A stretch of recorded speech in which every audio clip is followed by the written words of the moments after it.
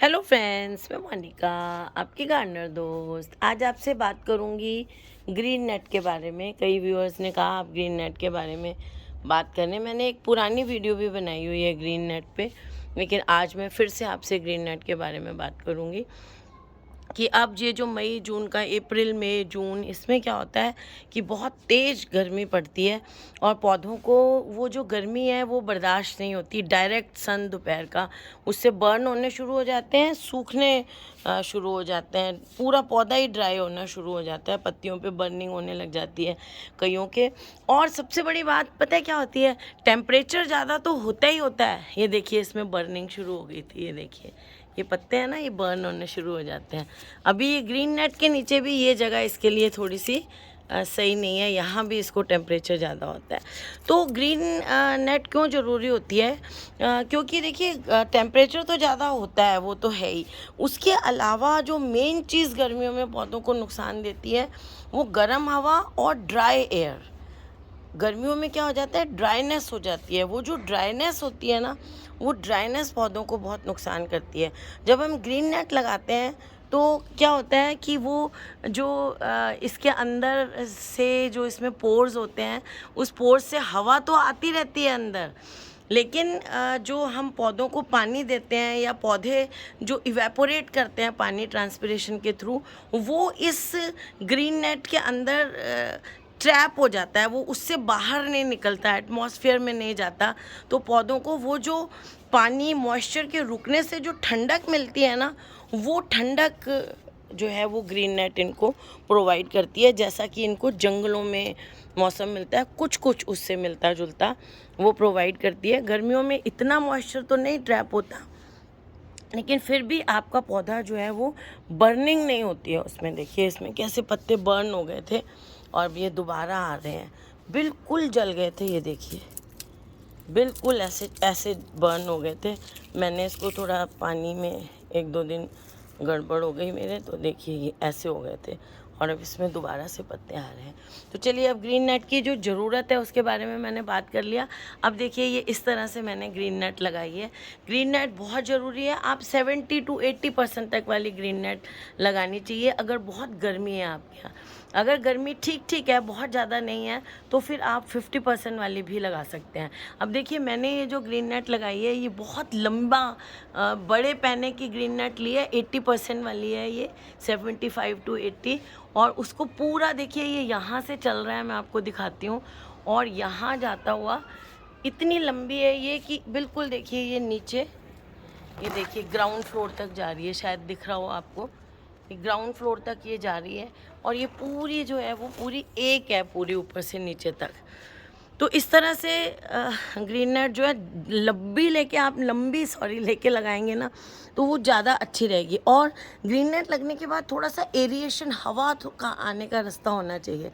जैसे देखिए इसमें ये जो ऊपर स्पेस दिख रहा है आपको, थोड़ा थोड़ा सिलने के बाद यहाँ से इसमें एयर आ रही है ना, ये यहाँ धूप में मुझे, हाँ ये जो यहाँ दिख रहे हैं आपको, इनमें से एयर आ रही है और छोटे मोटे छेद वेद भी हैं। और दूसरा जो मैंने यहाँ नीचे डायरेक्ट नीचे तक लगा दिया, देखिए ऐसे ये जा रहा है नीचे तक, तो ये नीचे से हवा आ रही है इसमें फ्लो होके। तो हवा का फ्लो थोड़ा बहुत बनना चाहिए, बिल्कुल हवा, पौधों को हवा बहुत ज़रूरी होती है ना, तो हवा भी मिलनी इनको बहुत ज़रूरी है, उसी से तो ये लेंगे कार्बन डाइऑक्साइड वगैरह। तो ये ध्यान रखें कि थोड़ा सा हवा का जगह भी हो। अब देखिए मैंने अपना ये इस बार पूरा कवर कर दिया, ये दिख रहा है आपको, तो सारे पौधे जो हैं इसके अंदर ऐसे कवर हो जाएंगे। ये देखिए अब बिल्कुल धूप का टाइम है, इस टाइम 12 बजे हुए हैं, आपको नीचे ही दिख रहा है। ये देखिए मैं धूप दिखाती हूँ और ये शेड दिखाती हूँ, इतना आपको फ़र्क है। हालांकि अभी भी काफ़ी देखिए है, लेकिन ये गर्मी को रोकता है। अब जैसे मैं पौधों को पानी, अब इसमें भी आप देखिए ये वाली जो नेट है ना, इसमें धूप ज़्यादा आ रही है, और ये वाली जो नेट है, ये जो मैं 75 to 80% कह रही हूँ, इसमें आपको धूप की तेज़ी का फ़र्क देखिए, यहाँ दिखाती हूँ, उसमें ज़्यादा आ रही है और इसमें थोड़ी कम आ रही है। तो आप 75 to 80 वाली लगाएं तो ज़्यादा है। और फिर इंस्टॉल जब हम करते हैं ना, उसके बारे में चलिए आपको बताती हूँ। जब हम ग्रीन नेट को इंस्टॉल करते हैं, देखिए इसके लिए एक तो ऐसा फ्रेम बना सकते हैं आप। अगर फ्रेम नहीं बनाना चाहते हैं तो आप ऐसे देखिए, ये आपको दिख रहा है, ये जो लाइन दिख रही है ये वाली, ये मैंने यहाँ पे तार लगाई हुई है। ये देखिए, ये तार से सपोर्ट है, इस तरफ भी तार लगाई हुई है और इस तरफ भी जो कपड़े टांगने वाली तार होती है ना, ये आपको यहाँ पे ये तार दिखेगी भी खंबे के पास। ये देखिए, इस तार से इस नेट को ऐसे बांधा हुआ है। तो आपके कोई ऐसा सपोर्ट हो दीवार के साथ, दो हिस्से दीवार के साथ बांध दें, दो आप ऐसे तार लगा के ऐसे भी फ्रेम बना सकते हैं। और फिर देखिए मैंने इसको ऐसे करके और यहाँ से भी मैं नीचे ले जाके और इनको मैंने गेट से बांध दिया है। वहाँ नीचे आपको दिख रहा हो तो वो हमारा जो गेट है उससे इसको बांध दिया है मैंने। तो इस तरह से भी आप इसको लगा सकते हैं।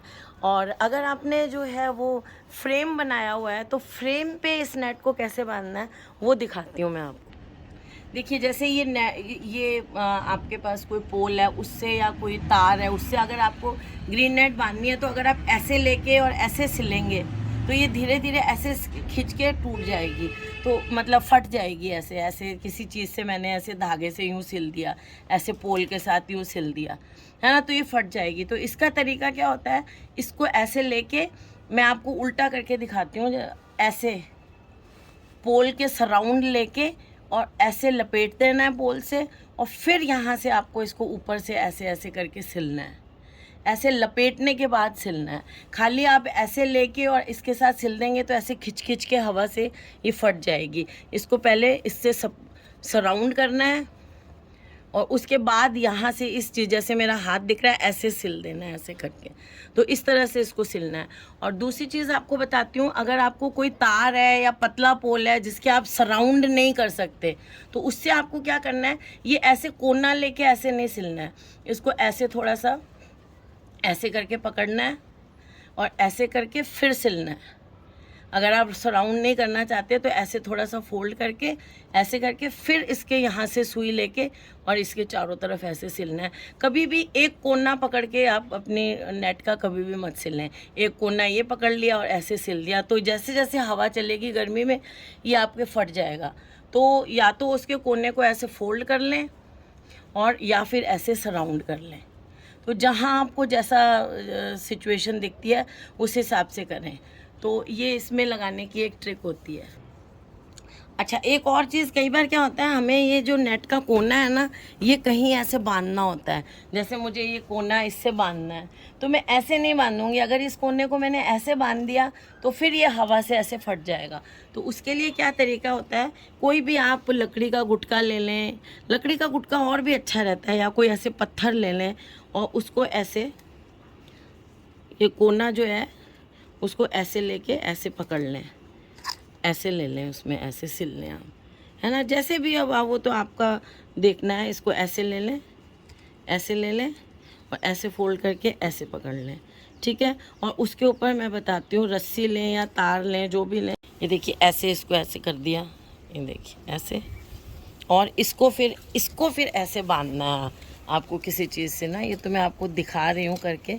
ऐसे अगर बांधना हो ना हमें तार को, तो कोई तार हो चाहे रस्सी हो, ये तो मेरे पास ऐसे करके यूँ ऐसे स्ट्रेचिंग देनी है तो ऐसे करना है आपको। समझ आ रही है ये बात, है ना। सीधा कोना नहीं पकड़ना है। सीधा कोना लेते हैं तो वो फट जाता है और ऐसे लेते हैं तो ग्रिप अच्छी आती है, स्ट्रेचिंग अच्छी आती है। जितनी यूँ ऐसी कितनी भी स्ट्रेचिंग देंगे हम, वो स्ट्रेचिंग अच्छी आती है।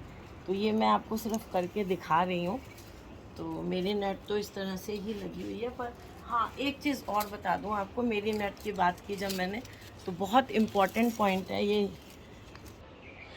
एक चीज़ और बहुत इम्पॉर्टेंट है कि जैसे मेरी ये नेट है, देखिए, क्योंकि हमें नीचे खड़े होना होता है, मैंने जान के ये फ्रेम ऊंचा लगवाया है, क्योंकि यहाँ हमेशा हमें रहना होता है तो थोड़ा सा मुझे वो लगता है कि सफोकेटेड लगता है। लेकिन प्लांट्स को जो है ना, वो इतना अच्छा ऊंचा जो है फ्रेम सही नहीं लगता। ये कम से कम 10-12 फीट ऊंचा है, इतना ऊंचा फ्रेम नहीं लगाना चाहिए प्लांट्स के ऊपर जब आप नेट लगाते हैं। और ज़रूरी नहीं है कि फ्रेम हो, कई बार हम बिना फ्रेम के भी लगाते हैं। मैं आपको ऊपर दिखाती हूँ, छत पे मैंने थोड़ी सी ऐसे बिना फ्रेम के थोड़े से पौधे जो ऊपर हैं उन पे लगाई हुई है।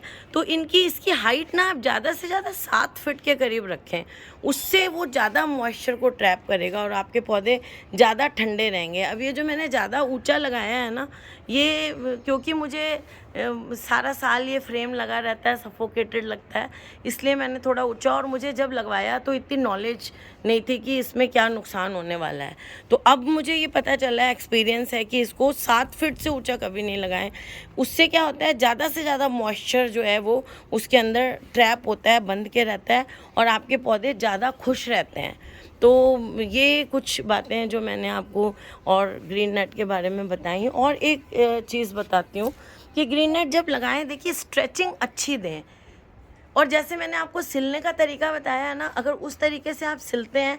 और एक बहुत इम्पॉर्टेंट चीज़ जो इस बार हमारे यहाँ करी है इन्होंने, हाँ करी है, वैसे एक कई जगह नहीं भी करी, भूल गए हैं। ये देखिए, जब कोई कोना लेते हैं ना, ये देखिए कोना होता है, उस पे से नेट को लेते हैं, तो उस पे नेट पे कोने पे कपड़ा बांध देना चाहिए। ये शायद आपको दिख रहा है, ये देखिए यहाँ पे ये कपड़ा बांधा हुआ है ना। तो इस तरह से जब कोने पे से लेते हैं ना, कॉर्नर पे से लेते हैं, तो कपड़ा बांध लेना चाहिए, तो नेट जो है वो फटती नहीं है। तो ये कुछ चीज़ें मेरे को नेट के बारे में आपको बतानी थी। तो फ्रेंड्स, ये कुछ मैंने आपको ग्रीन नेट के बारे में जानकारी दी कि आपको कितनी कौन सी कितने % वाली लगानी चाहिए, कितनी हाइट पे लगानी चाहिए, और किस तरह से इंस्टॉल करना चाहिए, और ग्रीन नेट का फ़ायदा क्या है हमें लगाने का। तो फ्रेंड्स, अगर आपको ये वीडियो अच्छी लगी हो तो इसे लाइक करिएगा, शेयर करिएगा, और मेरे चैनल को सब्सक्राइब करिएगा। Okay friends, bye.